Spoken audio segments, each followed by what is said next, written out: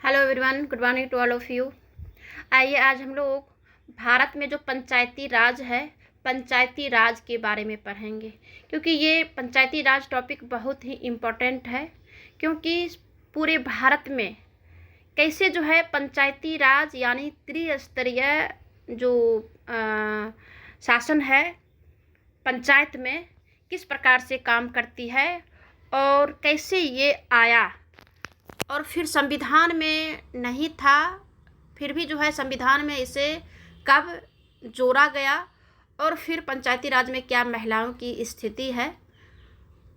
तो इन सारी बातों को आइए हम जानते हैं। भारत में ब्रिटिश काल जैसे कि 1880 से 1884 के मध्य लॉर्ड रिपन का कार्यकाल पंचायती राज का स्वर्ण काल माना जाता है। लॉर्ड रिपन का जो काल है उसे जो है स्वर्ण काल माना जाता है। लॉर्ड रिपन, क्योंकि 1880 और 84 के बीच जब लॉर्ड रिपन आया, उन्हीं के द्वारा जो है पंचायती राज के बारे में कुछ किया गया जिसे कि स्वर्ण काल माना गया। इसने अस्थायी निकायों को बढ़ाने का प्रावधान किया। स्वतंत्रता के बाद भारतीय संविधान के आर्टिकल 4 में भाग 4 आर्टिकल 40 में, याद रखिएगा, भाग 4 और आर्टिकल 40 में ग्राम पंचायतों के गठन और उन्होंने शक्तियां का उल्लेख किया गया है, लेकिन इसको संवैधानिक दर्जा नहीं मिला था। संवैधानिक दर्जा जो है इसे उसके बावजूद भी नहीं मिला था। तो पंचायती राज व्यवस्था में जैसे ग्राम होता है, तालुका होता है, जिला आते हैं। ये तालुका वगैरह जो है ये यूपी में आता है, हम लोगों के यहाँ ग्राम आता है, और फिर ब्लॉक आता है जिसे कि प्रखंड कहते हैं, और जिला आता है। भारत में प्राचीन काल से ही पंचायती राज व्यवस्था अस्तित्व में रही है। प्राचीन काल से ही जो है पंचायती राज व्यवस्था का अस्तित्व था।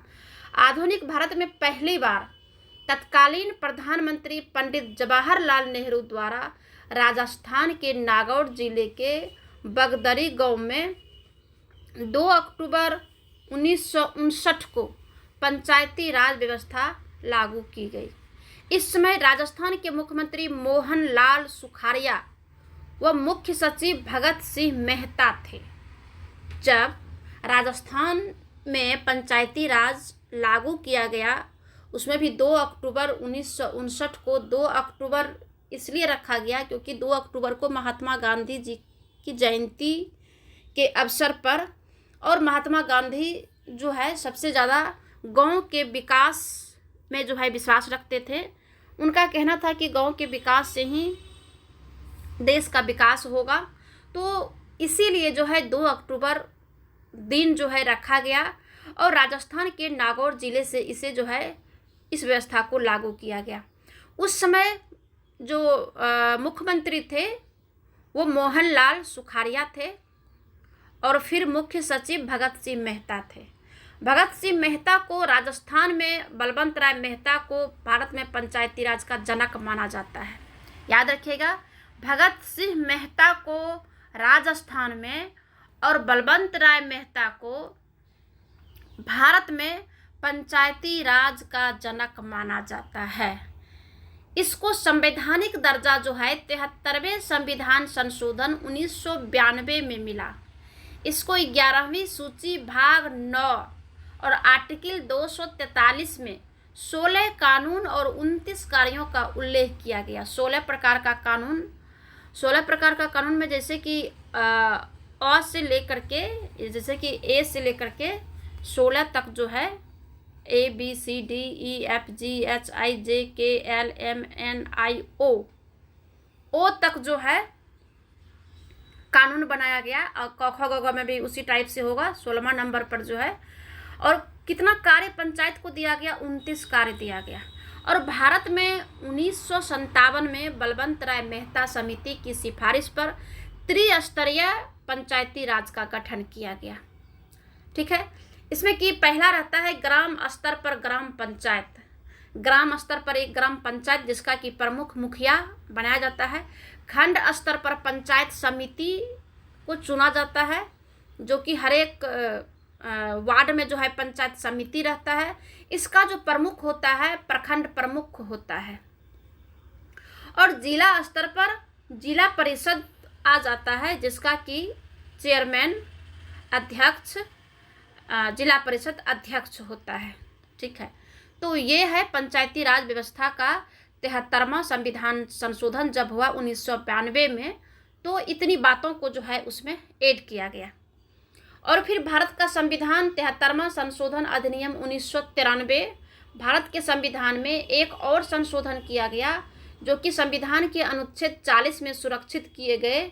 और राज्यों की नीति निर्देशक तत्वों में से एक में यह भी कहा गया कि राज्यों को ग्राम पंचायतों का गठन करने, उन्हें वे सभी अधिकार प्रदान करने के लिए कदम उठाने चाहिए जो उन्हें एक स्वायत्त शासी सरकार की इकाइयों के रूप में काम करने के लिए आवश्यक होते हैं। इसका उद्देश्य अन्य चीज़ों के अलावा एक गांव में अथवा गांवों के समूह में ग्राम सभा स्थापित करना, गांव के स्तर पर और अन्य स्तरों पर पंचायतों का गठन करना, गांव और उसके बीच के स्तर पर पंचायतों की सभी सीटों के लिए सीधे चुनाव करना, ऐसे स्तरों पर पंचायतों के यदि सरपंच हैं तो उसका चुनाव कराना। पंचायतों में सदस्यता के लिए भी सभी स्तरों पर पंचायत के पदाधिकारियों के लिए चुनाव के लिए जो है जनसंख्या के आधार पर, जैसे अनुसूचित जाति जनजातियों के लिए सीटों का आरक्षण किया गया। महिलाओं के लिए कम से कम 1/3 सीटों का आरक्षण, जैसे 33% जो है महिला को आरक्षण पूरे भारत में है। पंचायतों के लिए 5 साल की कार्य अवधि तय किया गया। और यदि कोई पंचायत भंग हो जाता है तो उसे भी 6 महीने के भीतर उसका चुनाव कराने की व्यवस्था किया गया है।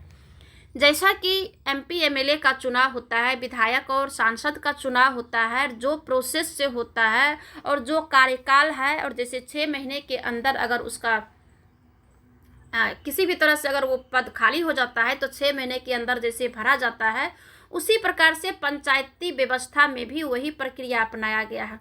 याद रखिएगा कि भारत में बिहार एक पहला राज्य है जहाँ की पंचायती राज में महिलाओं को 50% आरक्षण जो है दिया गया है।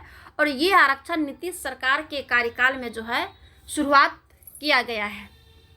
अब हम जानते हैं पंचायती राज भारत का जो संविधान है, 74वां संविधान संशोधन 1993 में ये नगर निगम के लिए जो है किया गया है, शहरी क्षेत्र के लिए कुछ संशोधन किया गया है। तो इसमें भारत के संविधान में एक और संशोधन हुआ। अनेक राज्यों के विभिन्न कारणों से स्थानीय निकाय कमजोर और बेअसर हो गए थे।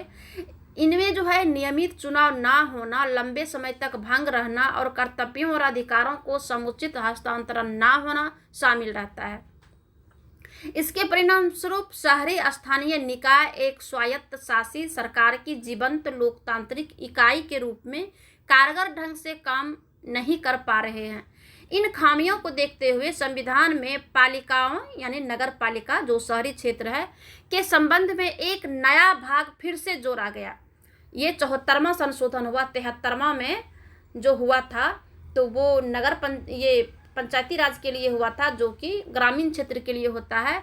और फिर 74वां जो संविधान में संशोधन हुआ तो उसमें 9A को जोड़ा गया। पहले तो 9 था और उसमें भाग 1 को जोड़ा गया और अन्य चीज़ों के अलावा निम्नलिखित प्रावधान किए जा सके। 3 तरह की पालिकाओं का गठन जैसे कि ग्रामीण क्षेत्र में होता है, उसी प्रकार से नगर पालिका में भी किया गया। ग्रामीण से शहरी क्षेत्र में परिवर्तित हो रहे क्षेत्रों के लिए नगर पंचायतों, छोटे शहरी क्षेत्रों के लिए नगर परिषद और बड़े जो है शहरी क्षेत्रों के लिए नगर निगम की जो है स्थापना किया गया। जो ग्रामीण क्षेत्र है और ग्रामीण से शहर की ओर जो प्रवृत्त हो रहा है यानी कि बदल रहा है, परिवर्तित हो रहा है, तो उसके लिए नगर पंचायत की व्यवस्था की गई है। और जो छोटे शहर है उसके लिए नगर परिषद और जो बड़े शहर है उसके लिए नगर निगम की व्यवस्था किया गया है। तो ये रहा पंचायती राज व्यवस्था की स्थापना।